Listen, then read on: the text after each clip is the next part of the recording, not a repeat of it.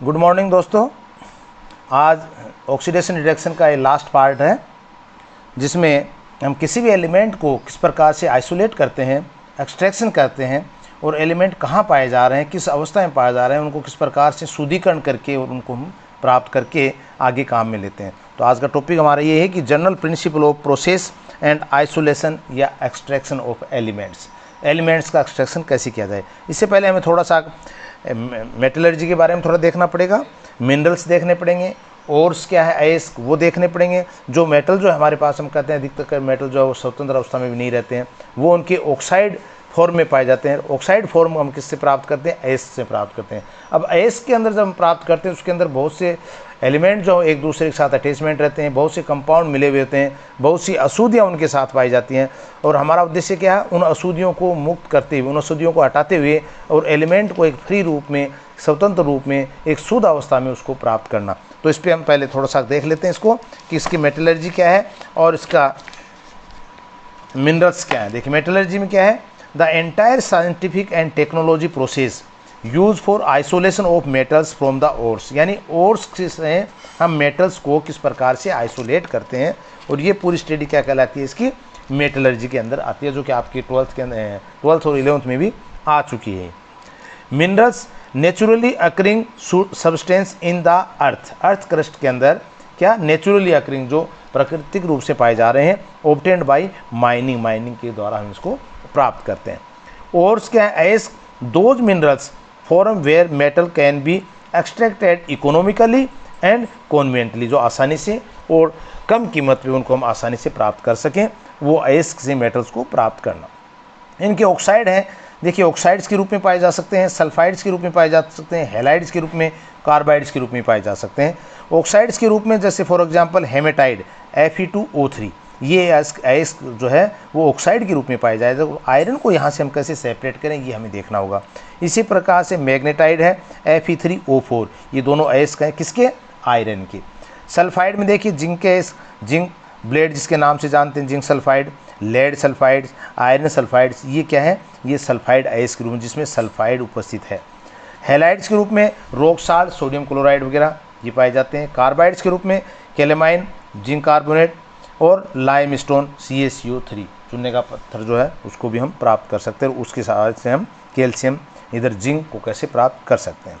अब देखिए इनकी प्रोसेस में हम देखें, सबसे पहला प्रोसेस है कंसंट्रेशन या एनरिचमेंट ऑफ ओर्स की कंसंट्रेशन सांद्रता क्या होती है? उसके अंदर पाए जाने वाले कंपाउंड की प्रतिशतता कितनी है पर मोल, उसके आधार पर हम कंसंट्रेशन, कुछ ज़्यादा कंसंट्रेशन के होते हैं, कुछ लो कंसंट्रेशन के होते हैं, उस प्रोसेस से हम कैसे इनको आइडेंटिफाई करेंगे। कंसंट्रेशन के अंदर गैंग्यू जो होता है, देखिए इम्प्योरिटीज़ के पार्ट, इसको कैसे अलग किया जा सकता है। इसमें कई पोर्शन आएंगे। पहला है हाइड्रोलिक वॉशिंग, यानी चल जलीय प्रक्रम, हाइड्रोलिक वाशन, जिसमें आकर से हल्के और भारी कणों को हाइड्रोलिक की सहायता से कैसे उनको ट्रेस किया जा सकता है। इस प्रकार से बजरी वगैरह, खनन वगैरह में आप देखते हैं कई बार ये पट्टे लगे होते हैं बड़े बड़े, इनमें हाइड्रोलिक भी होते हैं। हाइड्रोलिक का मतलब है जो मेटल से जो अटैचमेंट है, जो कि चुंबक की तरह व्यवहार करते हैं, वो एक अलग तरह से सेपरेट होंगे और मिट्टी वगैरह है वो आगे चली जाएगी। तो it is a based on different gravity का जो डिफरेंस इनका है, बड़े कण या छोटे कण, उनके आधार पर इनको अलग अलग कर सकते हैं। दूसरा था मैग्नेटिक सेपरेशन, जो चुंबकीय सेपरेशन, ये क्या है? It is based on the difference in magnetic property, ये चुंबक की प्रवृत्ति क्या है।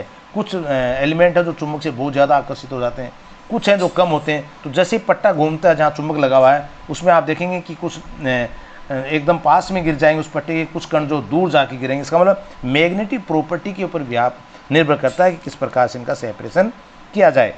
तीसरा है जिसको बोलते हैं फोर्थ फ्लोटेशन मेथड, यानी झाग पलवन विधि, यानी it is based on the different on wettability of gangue, जो गेंगू प्रॉपर्टी है, जो अशुद्धि की निवारण की प्रॉपर्टी है, उसके ऊपर क्या डिफ्रेंशिएट कर सकते हैं इसको वाटरबिलिटी के ऊपर, यानी इसको क्या कहते हैं? पाउडर रूप में प्राप्त कर लेते हैं, पाउडर्ड और इज मिक्सड ऑफ वाटर, और उसको वाटर के अंदर मिक्स कर लेते हैं।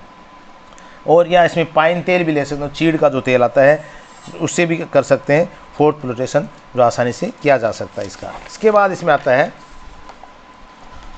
जैसे एक हमने एग्जाम्पल भी लिया है, यहाँ पे देखिए ऑयल या जिसमें चीड़ का तेल ले सकते हैं, वाटर भी ले सकते हैं, एयर प्लांटेशन लगाया जाता है। तो इस प्रकार से जब हम किसी भी कंपाउंड को वाटर में डिजोल्व कर रहे हैं या ऑयल में डिजोल्व कर रहे हैं तो आप देखेंगे झाग से प्राप्त होते हैं। इसको झाग पलवन विधि नाम इसका दे दिया। ये इस प्रकार से झाग से प्राप्त हो जाते हैं, इसको भी हम ट्रेस करके अलग कर सकते हैं। दूसरा आता है इसके अंदर लीचिंग। लीचिंग के अंदर भी दो मेथड हमारे पास। लीचिंग क्या है? केमिकल ट्रीटमेंट है। किसी केमिकल के द्वारा एक केमिकल के द्वारा दूसरे एलिमेंट्स को कैसे ट्रेस आउट किया जा सकता है, इसको सेपरेट किया जा सकता है, इसको सब्स्टिट्यूट किया जा सकता है, और with suitable solvent to remove the impurities. और सूटेबल सोलवेंट को यूज़ करते हुए उसकी इम्प्योरिटीज को, अशुद्धि को हम अलग कर सकते हैं। दूसरा है इसमें, फर्स्ट है इसमें लीचिंग में, लीचिंग ऑफ एल्यूमिना ऑफ बोरेक्साइड्स, यानी सिलिकॉन ऑक्साइड, टाइटेनियम ऑक्साइड जो कि इम्प्योरिटीज़ के रूप में है। एल्यूमिनियम ऑक्साइड को हम देखें यहाँ पे सोडियम हाइड्रोक्साइड के साथ क्रिया कराते हैं। देखिए NaAlOH का फोर्थ कंपाउंड के रूप में जो कि ट्रेस आउट कर सकते हैं, ये एक्सेस में है। इसमें कार्बन डाइऑक्साइड प्रभावित कराते हैं, एल्यूमिनियम ऑक्साइड प्लस XH2 के रूप में ट्रेस आउट किया जा सकता है। सोडियम बाइकार्बोनेट अलग है।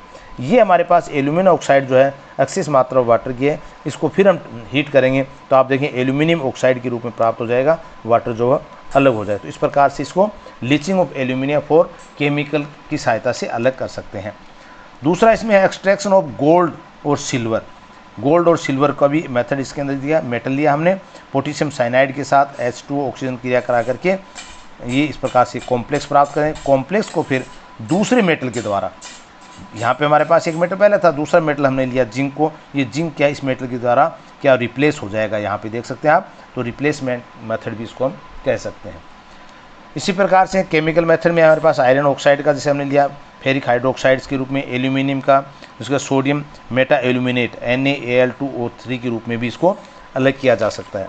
तो यहाँ पे आप देखेंगे मेथड्स के रूप में जो हमने चर्चा की, उसमें एक तो मुक्त अवस्था की बात हम यहाँ पे करते हैं कि फ्री स्टेज में किस प्रकार से मेटल हैं, यानी कई तत्व जो हैं इनर्ट हैं, जो क्रियाशील नहीं हैं, के कारण क्या होता है प्रकृति में मुक्त अवस्था में पाए जाते हैं, फ्री इन नेचर में, जिन्हें हम यांत्रिकी विधि द्वारा और उनकी अशुद्धियों को यानी कंटेंट मटेरियल से पृथक कर सकते हैं।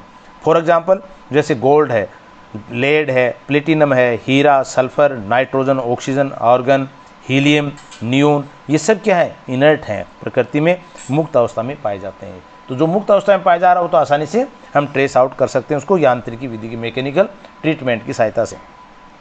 दूसरा मेथड हम ले सकते हैं थर्मल डिकम्पोजिशन। उसमें गति से यानी उसको थर्मल टेम्परेचर दे करके उसको डिकम्पोज करके हम इसको कर सकते हैं। कुछ तत्वों यौगिक ऊष्मा के प्रति अस्थायी होते हैं, तो वो तो खुद तो अस्थायी होते हैं, लेकिन जो अशुद्धि है वो अलग हो जाएगी। ऐसे तत्वों को उनके यौगिकों के उसमें विघटन द्वारा प्राप्त कर सकते हैं हम। फॉर एग्जांपल जैसे सोडियम एजाइड NaN3, धात्विक carbonate, silver carbonate, peroxide, potassium chlorate आदि यौगिक क्या होते हैं गर्म करने पर शुद्ध अवस्था में मुक्त हो जाते हैं और उनके साथ जो अटैचमेंट कंपाउंड है वो अलग हो जाता है, जिसको कहते हैं थर्मल डिकम्पोजिशन, उसमें अपघटन। नेक्स्ट है displacement of one element by another. एक एलिमेंट से दूसरे एलिमेंट को डिस्प्लेसमेंट कर सकते हैं, उसकी जगह प्रत्युत्तर कर सकते हैं यदि विधि में रेडॉक्स विभव के मानों पर आधारित होती है, यानी विद्युत रासायनिक श्रेणी में जो तत्व ऊपर हैं। हमने एक केमिकल सीरीज देखी थी जिसमें कुछ तत्व ऊपर हैं कुछ तत्व नीचे, जो रेडॉक्स विभव को आइडेंटिफाई के द्वारा करते हैं। वह अपने से नीचे स्थित तत्वों के आयनों को उनके विलयन से मुक्त कर देते हैं। दो बातों का हमें यहाँ ध्यान रखना पड़ेगा, वह तत्व जल से क्रिया नहीं करता हो, क्योंकि अगर जल में रिएक्शन कर लेगा तो फिर उसको हम ट्रेस नहीं कर पाएंगे।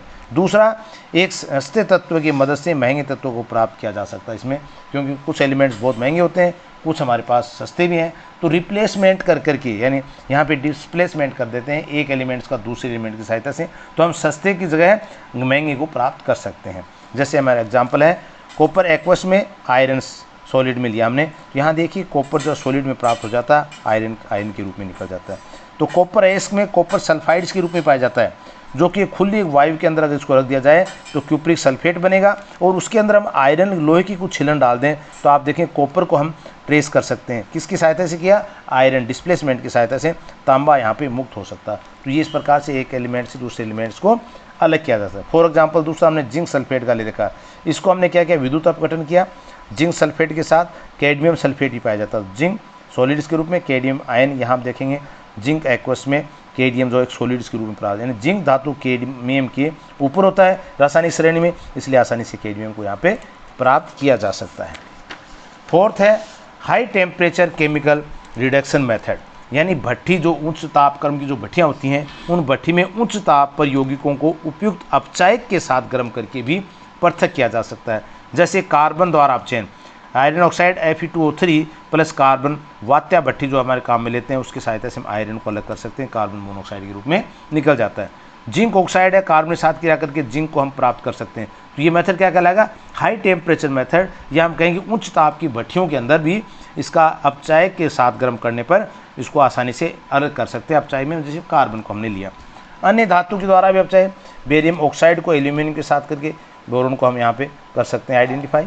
इसी प्रकार से सेल्फ रिडक्शन स्वतः अपचयन भी होता है, यानी कॉपर सल्फाइड जो है वायु की उपस्थिति में इसका भ्रंजन करेंगे तो copper oxide plus copper sulphides के रूप में होगा। कॉपर ऑक्साइड के ऑक्सीजन के साथ क्रिया के ऑक्साइड बना लेगा, लेकिन वायु की अनुपस्थिति में अगर हम करेंगे तो कॉपर निकल जाएगा और सल्फर डाइऑक्साइड के रूप में निकल जाएगा। तो कॉपर को हम यहाँ पे प्राप्त कर सकते हैं। नेक्स्ट है इलेक्ट्रोलाइटिक रिडक्शन। इसमें क्या होता है, इन एक्वा सॉल्यूशन में जो जल के साथ क्रिया करते हैं उन पर लागू नहीं की जा सकती इसको एक्वा सॉल्यूशन के लिए।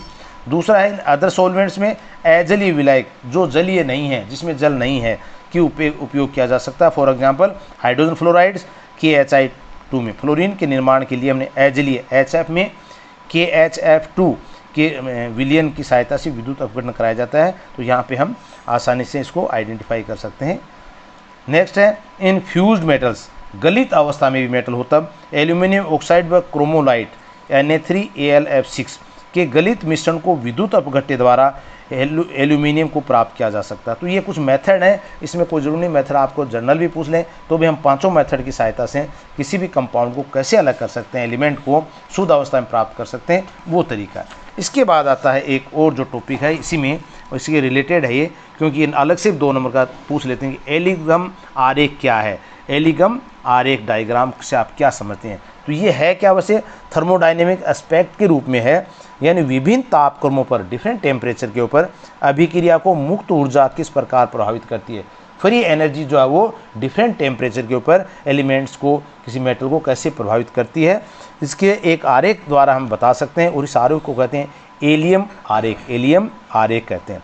धातु ऑक्साइडों के निर्माण में मानक मुक्त ऊर्जा परिवर्तन की तापक्रम पर निर्भरता क्या है, टेम्परेचर के ऊपर क्या इफेक्ट है फ्री एनर्जी का, और इस प्रकार अभिक्रिया के लिए वह तापक्रम निर्धारित करता है जिस पर कार्बन या कार्बन मोनोऑक्साइड द्वारा अपचयन स्वतः प्रक्रिया। एक एग्जाम्पल हमने लिया है, जैसे मेटल ऑक्सीजन के साथ क्रिया करके क्या बना रहा है, मेटल के रूप ऑक्साइड ΔG1 फ्री एनर्जी।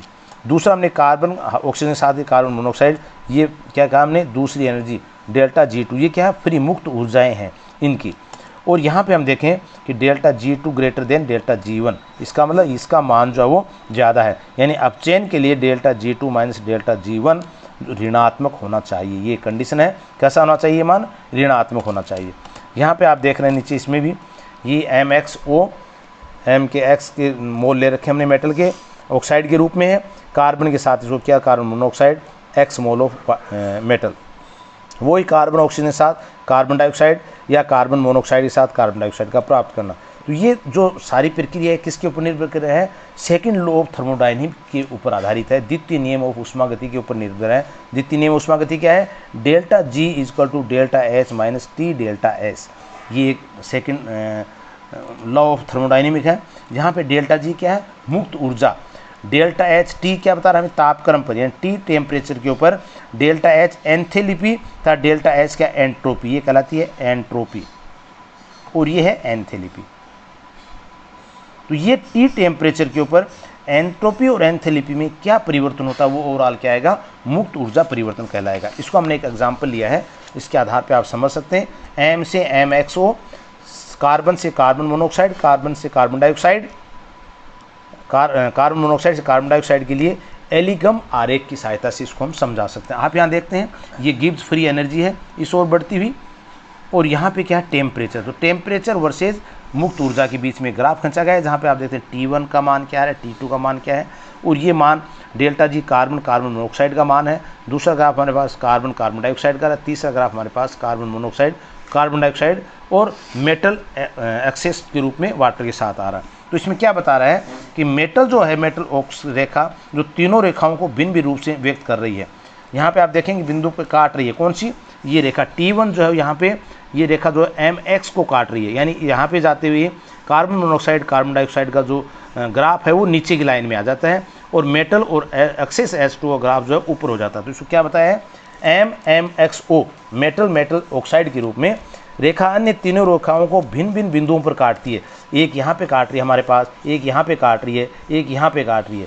तो MXO तथा कार्बन कार्बन मोनोऑक्साइड रेखाओं का प्रतिच्छेद बिंदु यानी पॉइंट ऑफ इंटरेक्शन जहाँ पे काट रही हैं ये T1 जिसको हमने दिखाया, ये है T1 जहाँ पे इसको काट रही है। सबसे कम तापक्रम पर यानी T1 कम टेम्परेचर, इस ओर क्या होगा अधिक ताप, कम तापक्रम का इस बिंदु से पूर्व अगर हम बात करें तो T1 से निम्न ताप पर कार्बन से कार्बन मोनोऑक्साइड रेखा या मेटल से मेटल ऑक्साइड रेखा से ऊपर पड़ती है। ये रेखा हम देखेंगे तो इसके ऊपर की ओर बढ़ जाती है, जहाँ पे डेल्टा G का मान मैंने कहा ज़्यादा होता है डेल्टा G1 से, किससे, 0 के मान से। इन दोनों का अंतर जो 0 मान से अगर ज़्यादा है तब स्थिति टेम्परेचर T1 से कम की बात कर रहे हैं। अतः T1 से कम ताप पर धातु ऑक्साइड का अपचयन जो है वो सेल्फ स्वतः परिवर्तित हो जाता है। दूसरा, अगर T1 से ज़्यादा की हम बात करें तापक्रम पर तो कार्बन से कार्बन मोनोऑक्साइड मेटल से मेटल ऑक्साइड रेखा से नीचे आ जाती है, यानी delta G2 minus delta G1 का मान है लेस देन 0। ये दोनों चीज़ ध्यान रखना है। ये मान अगर 0 से कम आ रहा है और ये मान अगर 0 से ज़्यादा आ रहा है तो दोनों में टेम्परेचर का T1 का कम तापक्रम या उच्च तापक्रम का प्रभाव पड़ेगा इसके ऊपर। अतः ऐसे तापक्रम पर धातु ऑक्साइड का अपचयन स्वतः प्रतीत होगा। तो ये दोनों चीज़ें आपको एलिगम डायग्राम से भी आप इसको बता सकते हैं। तो इस प्रकार से चैप्टर आज कंप्लीट हो चुका है। इसका आपको असाइनमेंट दिया हुआ है पहले, उन असाइनमेंट्स को आप बनाएं नोट्स के रूप में। Thank you.